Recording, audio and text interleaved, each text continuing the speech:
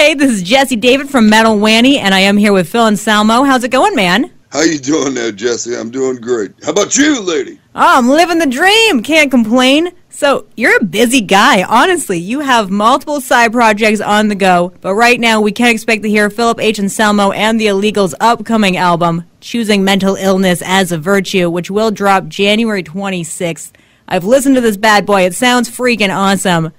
How would you say this album sounds different from the Illegals' debut album? Oh, well, I've always wanted the double guitar attack because I love the dual guitar attack. But honestly, on this record, there's 3 different guitars going on at once. Mike DeLeon, I laid a track, and the great Steve Taylor laid a track. So we all played. Walter Howard played bass. He did a great job. And, of course, little Blue Gonzalez on drums. He's grown up a lot with me. I mean, since he was 19 and War Beast, playing in War Beast, and he's come a long way. I guess this lineup of guys, they are immediate contributors and riff writers and nose to the grindstone type dudes. I love being around them, and they keep me young. I love it. Yeah, it gives you that fuel to the fire. 3 guitars, that's why it sounds so powerful. I love that.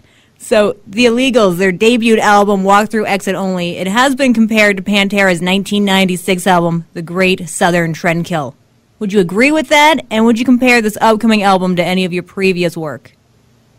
I think they're all different, really. And honestly, I don't think the first Illegals was anything. I knew what that was. To me, I wanted just to make a very ugly record that featured Marzi on lead guitar, so it gave him a platform to basically jump like a trampoline from and do whatever he wanted to, you know?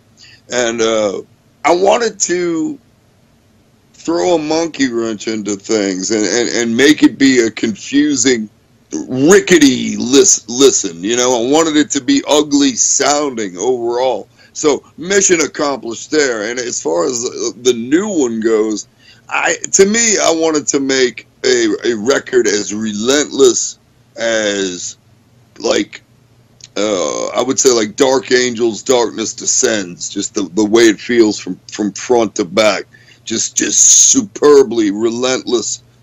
And I gotta tip my hat to the youngsters in the Australian death metal scene as far as what I was listening to at the time and what my influences were. I guess because honestly, we wrote this record between 2015 and 16, so it's old for me, so new for you guys. But I guess at the time I was really listening to shit. Like, can I say shit? Oh yeah, swear away. I was listening to a shitload of the Australian death metal underground, man, which is really unique and really, really. What more can I say? It's completely unique to the genre. So once again, big tip of the hat to those extremities. So for this new album, do you plan on going on a tour? Yeah, we'll do some shows. I gotta say it, man. I've got one more, and I want to say minor, but I guess there's no such thing as minor back surgery. But I got one more tiny procedure to do, and I'm kind of on a waiting list for right now. But I am getting in to see my surgeon next week, so hopefully we can speed this process up, because honestly, it's non-invasive. It's an outpatient type thing, and if they clean up this one little spot, I'll be feeling like $1 million, and it'll make a better me. So right now, we're kind of waiting on that to happen before we commit to anything definite. So I got a little obstacle in front of me, but that always makes me feel like I guess more traveled and stronger at the end of the day. So hey, everything happens for a reason. Exactly. Hell yeah to that.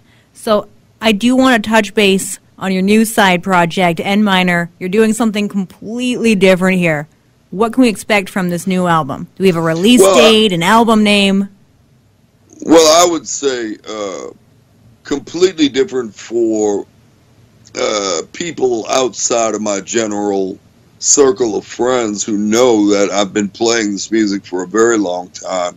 And it really just came together when Steve Taylor, who plays also, I mean, obviously in the Illegals, I just mentioned him, but he's also in Superjoint as well. Yeah. But Steve Taylor and Kevin Bond and Jimmy Bauer and everybody it's contributing, even Bobby Landgraf, guitar player from Honky and Down, incredible player, and he can sing as well. Everybody is contributing, and it's strange because a lot of these songs grew up with me over the years and resurfaced throughout the years in different bands and incarnations and 4-track recordings and all kinds of shit over the years. So these songs have been with me. A lot of them have been with me for longer than most songs people know me for. So, you know, I took that bass and those bass of songs, and then everybody else started contributing, and next thing you know, we have this avalanche of minor key, beautiful, atmospheric, stripped down, anti-pop music that I don't want to pigeonhole. I know I mentioned certain bands in the past, but I think that's painting a wrong picture, really. It's not 100% intellectually honest if I was going to say, oh, we sound like X or Y. You know, to me, it's like, if you look at a band like, just say, U2. Yeah. And you look at a record like War, great album front to back, but there is that one track on that album called A Drowning Man. Now, to me, that is like one of the greatest songs ever written that not many people know about unless you're a big U2 fan from, you know, back when they started, I guess. You know, for what people know about U2 or whatever today, you know, they're huge and popular and whatnot. But, you know, they did come from somewhere back when they were young, political, angry, and romantic. You know, it was very, very fiery music for, I guess, early MTV and pop days and whatnot. So, anyway, if you look at a song like that, it's one of those offshoot songs. I would think that N Minor is more like that one song specifically, you know, as far as different types of songs go. But I think that each song has its own feel as well. So it'll be interesting to see what people think. It's dark, it's minor key, and it's from the heart, and it's grown up with me. So it'll be interesting just to get some feedback on it one way or another. You know, people are going to love it, hate it, or be indifferent to it. Such is music, such is life, such is food, such is drink. So do we have a release date or an album name yet? Oh, my God, I haven't even answered your question. How you like that for evasive, totally evasive. I love it, though. I'm sorry. No. All right, release date. I have no idea, but I'm hoping within the next 4 months, 6 months at tops. I mean, it's sitting there ready to go. I just got to leave. Actually, I got to get my artwork together. So anyway, other than artwork, the sucker's finished. It's been finished. But that's how things are going to go from here on out. Anyway, I'm just going to start dumping stuff out there that I've done I've just been sitting on. So the name of the record, you ready for this? Oh, I'm ready. When the cold truth has worn It's miserable. Welcome out. I like that a lot. When the cold truth has worn its miserable welcome out. Correct. Ooh, I like that a lot. It's dark, it's deep, it has it all. Well, I really can't wait for people to ingest it, you know? So, I had a chance to chat with Rita last year, and I asked her thoughts on a Pantera reunion and the possibility of bringing in potentially Zakk or maybe even Kerry King to play for a bit. She said she doesn't think you can really call it Pantera without all four of the guys. What are your thoughts on this? I've always said that, and this is just me. To me, the most important factor in all of this hoopla are the fans. The fans, hands down. Because I will let you know when people come up to me and they say, man, you've changed my life, and this, that, and the other, and I know you've heard this a million times before. Let me tell you something. It does mean something to me. It does mean something to me each and every damn time I hear it, because I remind people it's not, the band doesn't choose the audience, it's the other way around. So we're working hand in hand here, you know? So that's why I don't like all that rock star talk. I don't like all that rock star shit, man. I'm a music nerd, man. I'm a fan myself, for God's sake. You know, that's all I am. I make music. I am very fortunate, you know, that I've had a heck of a career and whatnot, and it's fun. Don't get me wrong. I don't feel much different than your average fan, I don't think, man. I look forward to stuff. I get excited about bands. I get excited about new releases and new sounds and all that stuff, you know. So anyway, I am a nerd, a self-professed nerd, you know. So it's like, man, anyway, whatever the fans really want, I guess, would be my answer to the whole thing. And I'm sure that it's a flip of the coin, you know, depending on the fan. You know, it's like if it's something that they wanted desperately, then, you know, it's something that I would do it, you know, but it would be for the fans, man. And right now, it's way too tough to gauge. I mean, how would you get a poll? You know, you could take a million polls. Then you could say, you could even poll what guitar player would you pick, you know? And then that would go in a million different directions, you know? So I've seen names that I don't even know who these people are.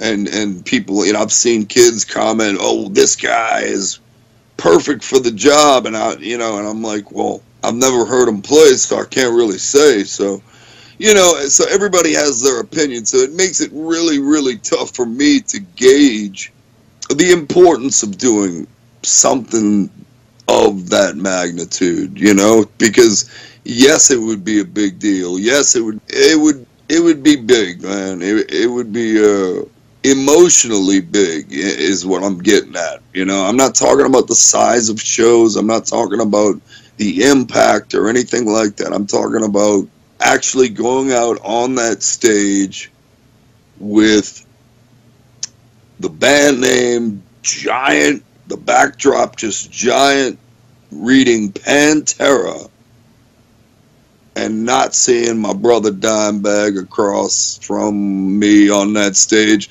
It would be absolutely, it just doesn't, it seems invalid to me right now. It just doesn't seem, I'm not seeing it. It's a very, I guess I'll admit it. I'm straight up torn. I'm confused on the topic. That's fair. It's honestly, it's an emotional call, right? Like you said, being on stage and not seeing your brother Dime there, it is emotional. It's a tough call. What do you think of this whole Dio hologram thing going on? Would you ever see that happening with Dime? This is the first I've heard of it. What, they got a Dio hologram? Yeah, rolling? they have this Dio hologram, and right now they're doing tours, and it's a hologram of Dio. I saw it a couple years back at Vaughan. It's It's pretty wild. Well, let's hear it once again for technology. Yeah, you don't even really need the people there. It's like, fuck. Well, let me tell you something, man. That hologram right there, that ought to be enshrined as one of the greatest holograms of all time. Because let me tell you, hey, Ronnie James Dio is one of the most sincere and honest and sweet gentleman you could have ever wanted to hang around and be in the company of. Just one of the nicest people in the game, and we're talking about a group of nice people. Black Sabbath in general, the entire Black Sabbath group of guys. And I don't know, are you talking about Dio doing Black Sabbath stuff or Dio doing solo stuff? I'm not sure what you even mean. I think it was a little bit of like Heaven and Hell and then some of his solo stuff as well. Wow. Great work, yeah. Man, that's pretty crazy, man. That's I mean, it's awesome in a lot of ways, but it's like also kind of bizarro in a strange way. Yeah, it really is. Do you think you would ever see something like that happen with Dime, though? It would have to be right. It would have to be the other three of us, and it would have to be right. And I think everybody's heart would have to be in the right place. And I'm talking about the guys in the band. And it would have to be done right. There's no way we could skimp on something like that. I mean, if we were going to do a hologram of Dimebag, I mean, it would have to be flawless, and it would have to be perfect, just like he was every fucking night, man. No matter how piss-ass drunk he would be, once that guitar was in his hand, he was a machine, man. So it would have to be perfect. So I don't know if you saw this. I had a good laugh at this. The 2017 Nielsen Report on Music revealed that hip-hop and R&B beat rock and roll as a genre. Why do you think that is? Man, I have no idea. Maybe there's a bigger demand for hip-hop and R&B right now. Music flows and goes through stages, man. It's kind of like, I guess after grunge, they had that little surge of Red Hot Chili Pepper type funk thing going on. Music goes through phases. So maybe it's more in demand. I don't know. Yeah, we are looking at a bunch of 5 generations now. And if you really look into it, I mean, we're looking at 7 generations of people that grew up listening to at least some form of rock and roll, Am I wrong there? 7 generations? I think I'm right. Yeah, at least of some variation of rock and roll. So, man, it's tough to say. It is. A festival I've always wanted to go to but never really had a chance was Housecore Horror Film Festival. What's going on here? Is it coming back? Man, once again, everything's kind of freaking in the air until I get cut on, God damn it. And then once I get cut on and I start hitting it hard again, I guarantee there'll be some flames lit. And, for me, if I do it again, like everything else, I want it to be right. I want it to be better. I want it to be bigger. I want it to be as epic and awesome an experience it possibly could possibly be.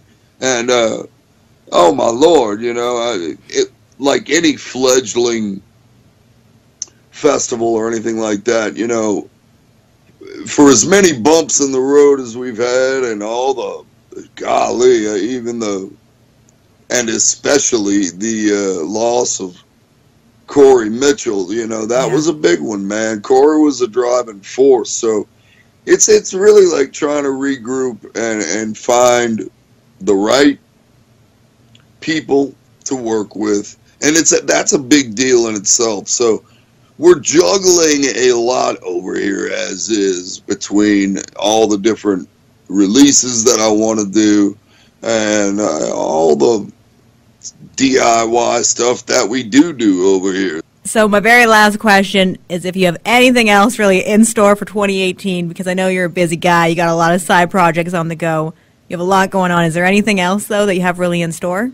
Yeah, I'll probably drop this death metal project that I did back in 2014 to no great acclaim.